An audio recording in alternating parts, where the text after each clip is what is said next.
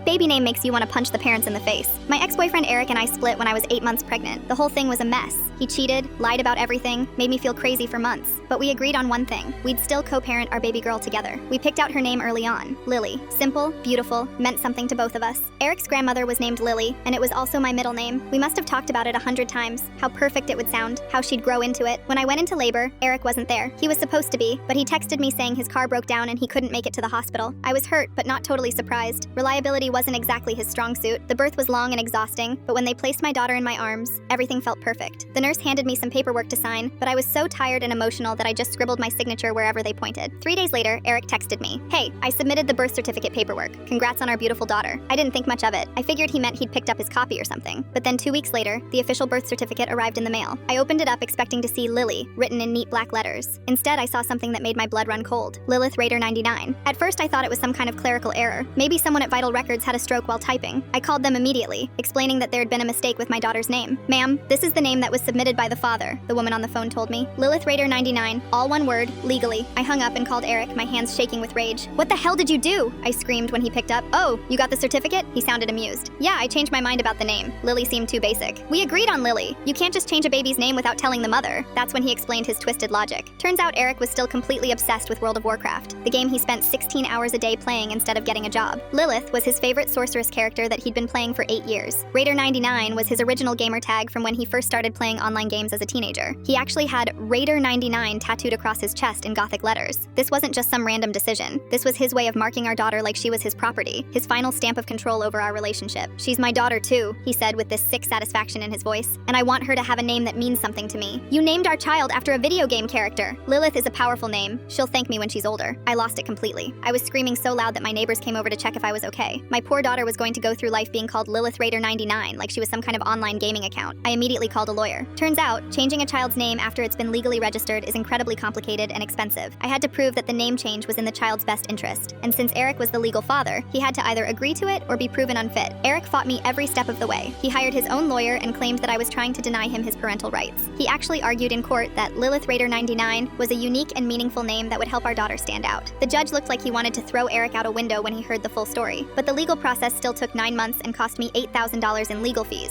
I had to work double shifts as a waitress just to afford it, barely seeing my baby while fighting to give her a normal name. Finally, the judge ruled in my favor. He said that naming a child after video game characters with numbers attached was clearly not in the child's best interests and could subject her to unnecessary ridicule and hardship. The day I got the new birth certificate with Lily printed on it, I cried harder than when she was born. My daughter was 2 years old by then, just starting to say her own name. Eric still refers to her as Lilith when he picks her up for his weekend visits. But legally, officially, she's Lily, just like we originally agreed.